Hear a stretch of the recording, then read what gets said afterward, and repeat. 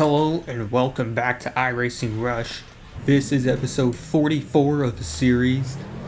Unfortunately though, this is once again a voiceover race.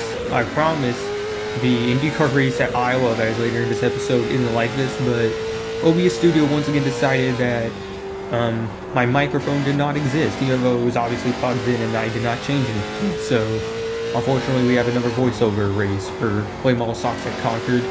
Regardless, no green flag has started. This first lap did feel good, but I did think the car could be better. And not to mention, I haven't raced late model stocks in a while before this. I've been mainly focusing on SK Modifieds. Definitely a different handling style there. We do get third in qualifying for now, but as you're going to see in a little bit, someone does pass us for third right about now. But we do take that third place spot back with a 16.396. So hopefully that this result will stick after everyone completes their laps. Unfortunately though, we did not hold on to third. Someone just snubbed us right before the end of qualifying, so we'll have to start fourth. But we still get to start right behind the front row, so not all is lost.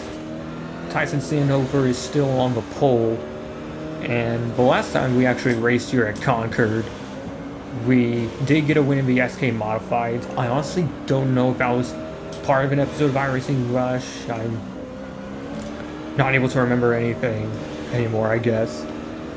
But we did get a win here before. And I do think we can get a win in a late model stock again. Pace car's now into the pits, but this is where some weird shenanigans happened at the start. As you can see, Tyson's kind of far ahead, but James not catching up.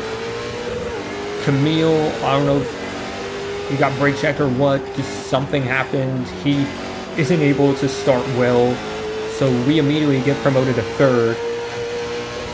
As we're right behind James Deemer, we could get around him here, but I was honestly more focused on making the tires last. And as long as we stay within attacking range of the leaders, we won't have anything to worry about in terms of passing. James, though, is still looking everywhere on Tyson's bumper just to try and get around. We're already having a slow car just immediately up ahead, Robert Howard.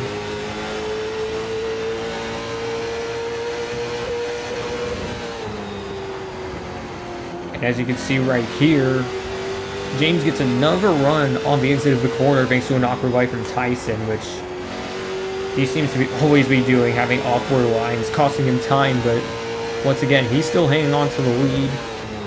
So maybe awkward lines do work. I don't know. Another difference in racing lines in turn 3, and James Deemer is now going to look low on Tyson. It is now side by side for the lead, which is going to help us stay close much more.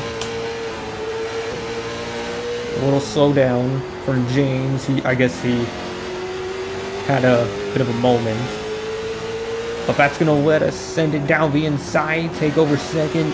James, though, does go for the crossover move. And I don't know if I just pinched him down a whole lot or he once again lost grip.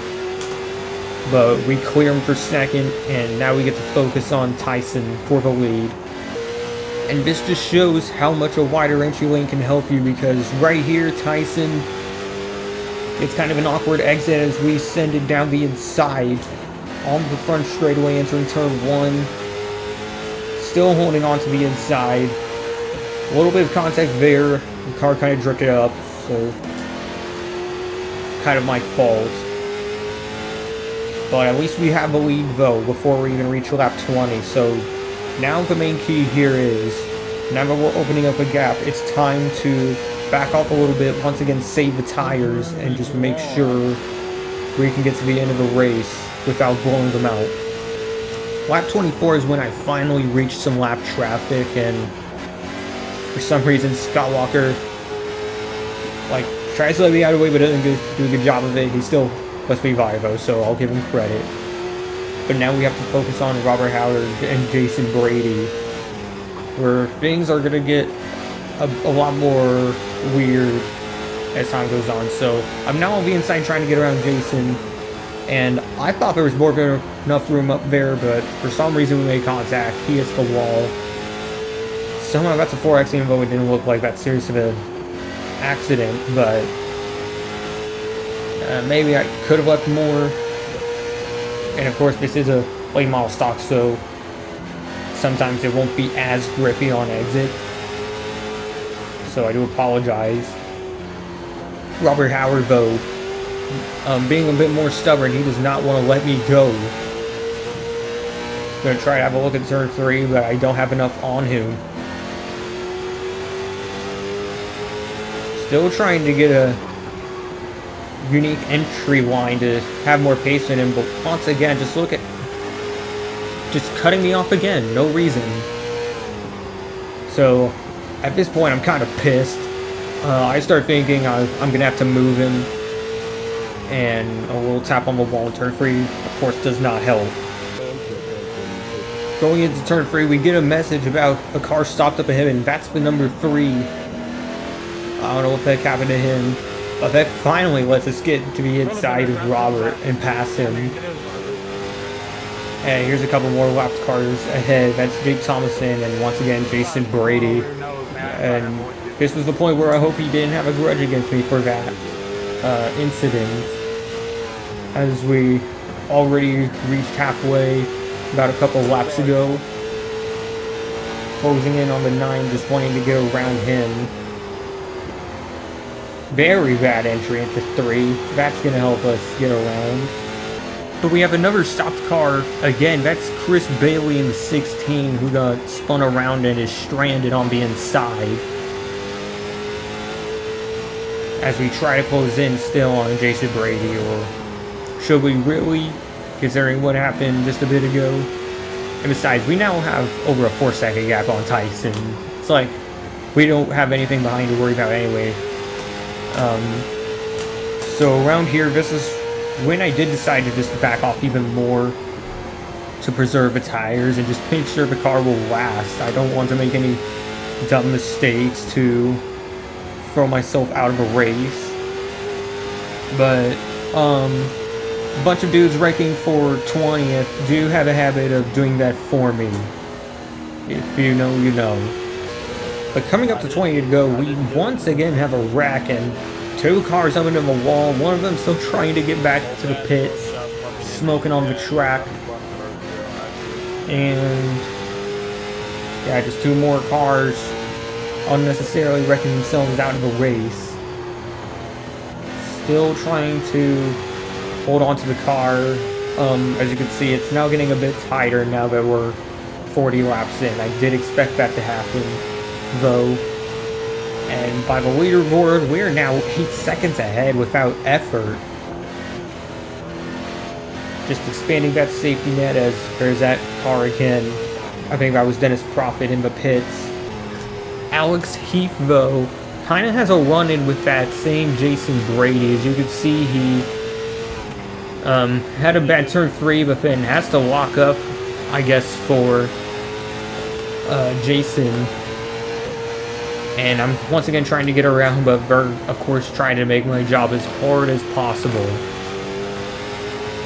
Still on that rear bumper, though, James Deemer, who was literally 3rd place at the beginning of this race, he is now a lapped car down in 12th, so he must have been involved with one of those wrecks, and since he was in the pits preparing his car, he of course has the newer tires to get around, so I'm just going to let him by here. At least he can justify his pace.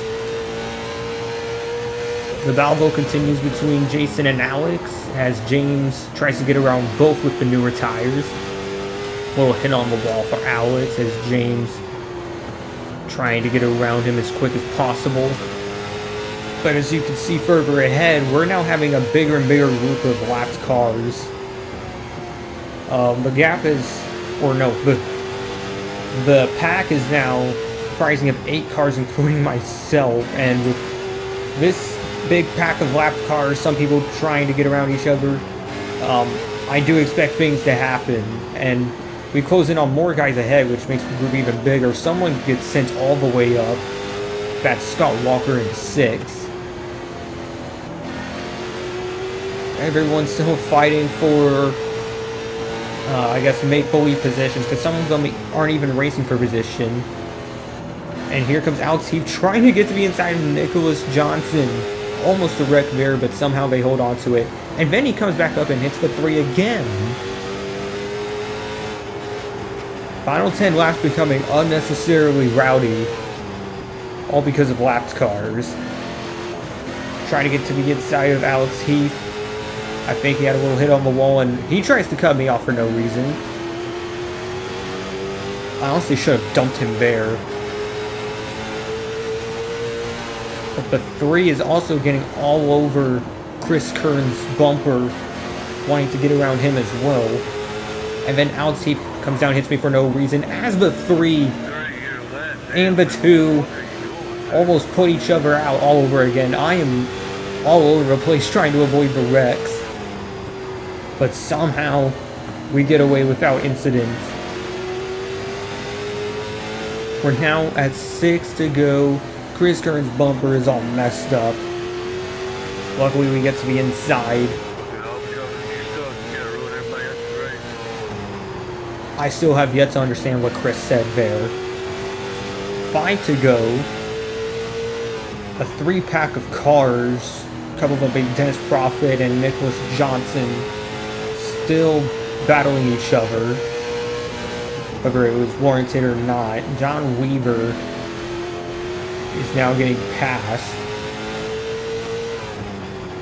I can only assume that some of the left cars are on newer tires after repairs, so maybe that's why some of them are faster. There's a tire notification as we close in on 3 to go. John Weaver continuing to fall to the back. I guess his tires really are worn out as we try our best to get around him.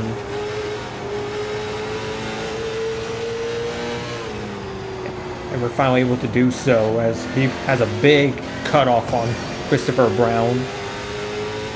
Still trying to stay out of the wall, but of course that had to happen. 2 to go. Almost to the end. I just want this car to make it one more lap without hitting anyone. Is that too much to ask for? Final lap at Concord Speedway.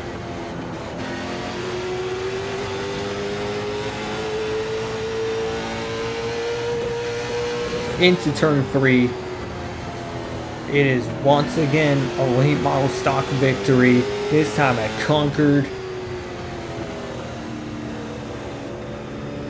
It's about time I got a late model stock win here. Came close one too many times, and finally I was able to do it. Continuing on to Iowa Speedway. The last time we were here, we did pretty good. I don't remember if we got top 5 or not. It's just that the car was good throughout. But with a newly repaved track, which kind of messed up how we race here, especially in the real world, it's just kind of ruined INDYCAR racing all for the sake of NASCAR. Kind of conspiracy I have. NASCAR constantly changing up tracks just to kill off the INDYCAR racing track, maybe running a monopoly that way. But now isn't the time for conspiracy theories, now is the time for qualifying.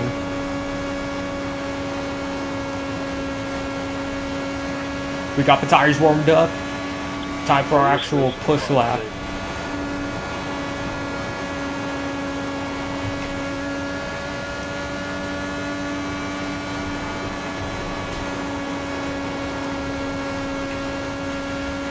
Got to go full throttle all the way through. What's our time? 4th? Under 17 seconds, and I still don't get a front row? Alright, so I guess we have it really cut out for us. Starting the pace laps at Iowa Speedway. We unfortunately fell down to 7th after qualifying, so we're going to kind of be in some traffic. Dirty air might definitely play a factor. Just making sure the weight jacker works.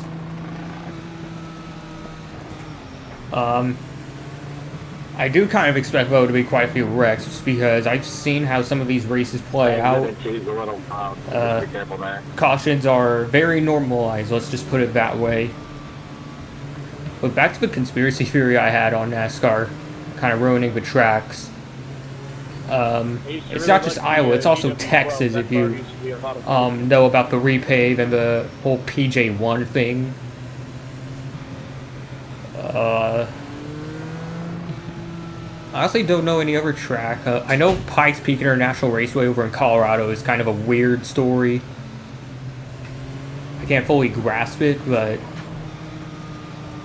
I'm telling you, these arguments that NASCAR kind of has a monopoly over the tracks, who knows, that might be true. But as for the grid order, on the front row will be Michael Russell, a pole sitter, and second place Julian Carces. Row 2, Corey Watt and Paul Jourdain. Row 3 is Simon Gillardini and Austin Bloom. Pace car set to come in real soon. Gotta be careful here on the start, because since this is a short track, you can't full stomp the throttle all the way like on a super speedway. You gotta be careful.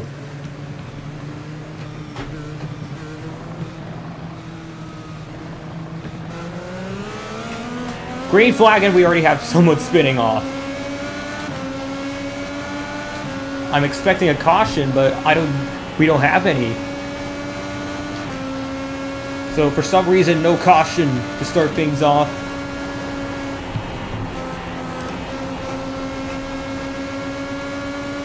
Probably need to start using a weight jacker. Just gotta remember not to put on too much, because with the repave, it kind of makes the car feel like a sprint car. And someone's hard into the wall in turn 4, someone else spun across the track, and we're up to 4th before the caution comes out. About 2 full laps too late. Pace car is coming back in. Julian will lead us to the restart. Already got 1 caution out of the way.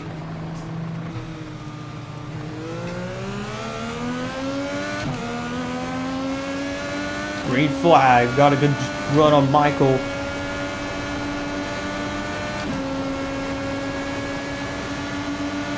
Good run off the corner. Do I have enough to go down the inside? Yes, I do. We're going to move up to 3rd.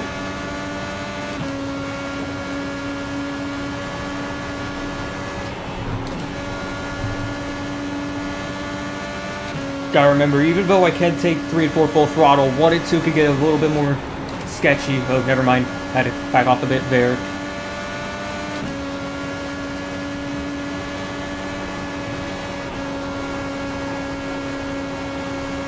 Hell, even Vervo, I didn't have to back off that much.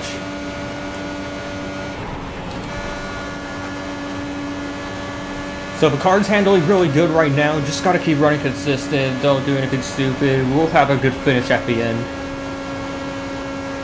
Even if it isn't a win, I'll definitely take a top 5 in the IndyCars any day.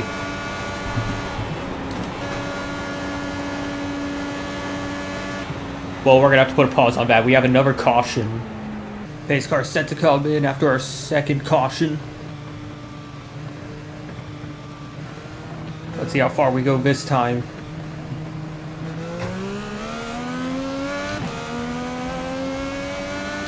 Green flag, but we have a good jump over 4th place.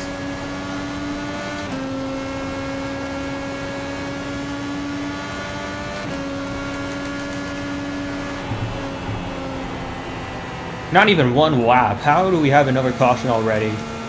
Maybe this time we'll go a full lap before we have another caution. Just gotta find a way to maneuver around this traffic, because as much as I want to put in more weight jacker to get around them, too much weight jacker can spin the car out. Learn that from experience.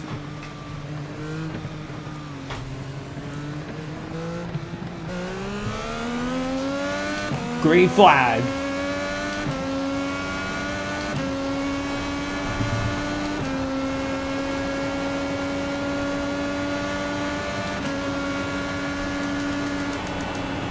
Gotta really put it in there. Try to get some slipstream. Just not enough.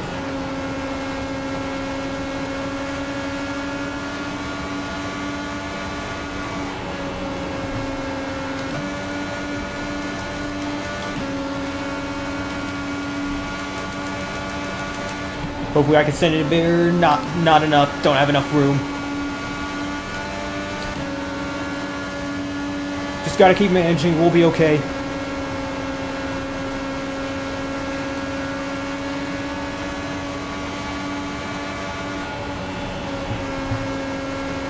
Yeah, he's got that line covered off pretty good. But we might have a run down here.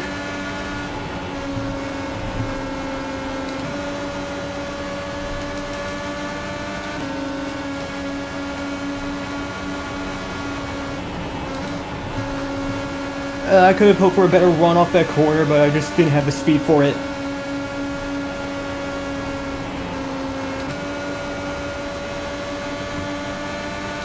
We do have the spot, but we have someone setting it down the inside, trying to take it over. Oh, he's going to take it from us. Now we have Wesley right behind, trying to go for it as well. A lot of things happening here.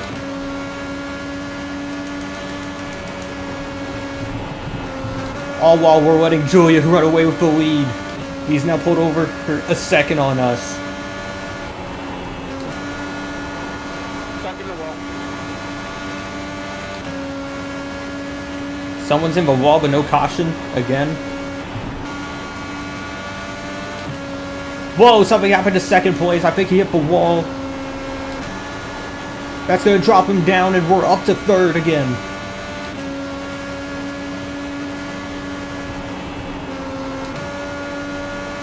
Just gotta stay in this slipstream. Whoa! See what I mean about too much weight jacker? Oh my god.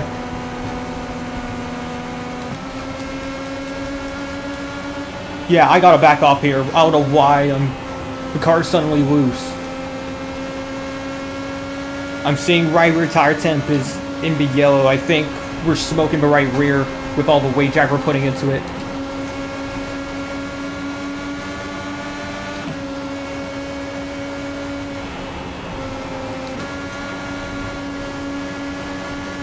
So yeah, whatever that was, we are down to 5th now.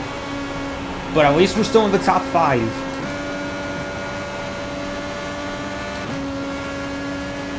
$20 to go right here as we try to work on Michael Russell again.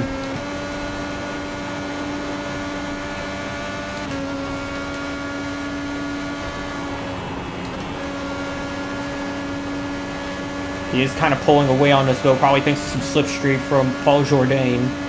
We have a lapped car ahead. That's just came out of a pit. That's Michael Goodwin. Wonder if he's going to play a factor into all these lead cars.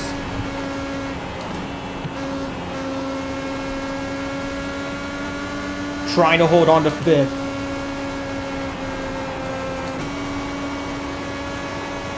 We're successful for now.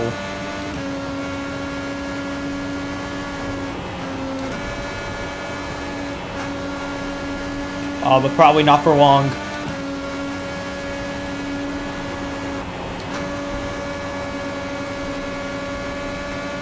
We still have a run on exit. Saved by the bell. Caution is... Whoa.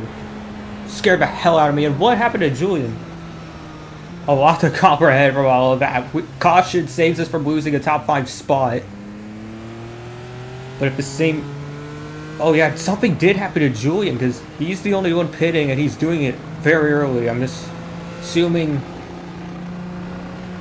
Like, did he get into a lap car? Is that why the other guy was in the wall?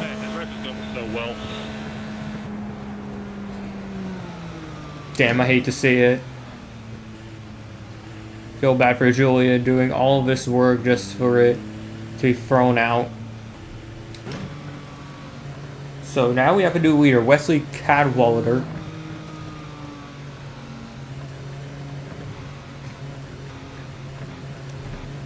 He's going into the pit, surprisingly. But some of us are going to stay out and try to stay in front of all these guys with new tires. It is now going to be a battle between, hopefully, just me and Paul Jourdain. Austin Bloom stays out as well. I do see someone back there that's a lap car. Michael Goodwin staying out. But I think we're the only 3 late cars plus Michael. So things might have just gone a lot harder. Paul tried to warm up his tires before the restart. Will us three somehow hold on with the old tires? Green flag. Getting off to a good jump. Sticking to Paul.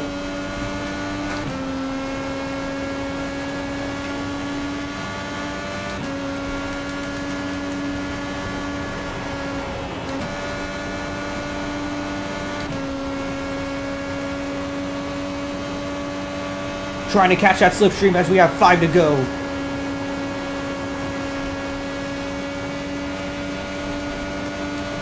Maybe a little more.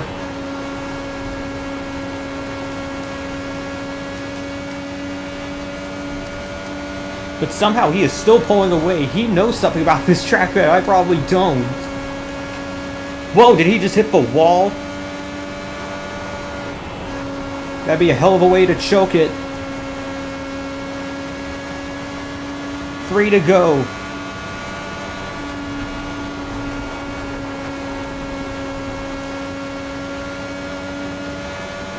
Caution is out. Something happened in turn 2 and that's going to be the race. Just coming up short on the win to Paul Jourdain. We called the right strategy, just didn't have enough pace. Checker flag is in the air for Paul Jourdain, who's going to take the win at Iowa Speedway. Are we crashing behind the safety car? What the hell happened there? It's the guy that's been leading the entire race. What did you expect? What did you guys do up front? Wiping each other out. Oh, there was no contact. That was all by himself. It wasn't even up front. It was the back of the field. To be honest, back of the field is top 10. I don't even know what these guys are talking about.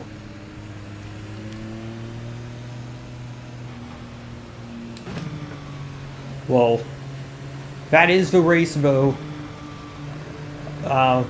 I tried my best to move up, but it just wasn't meant to be.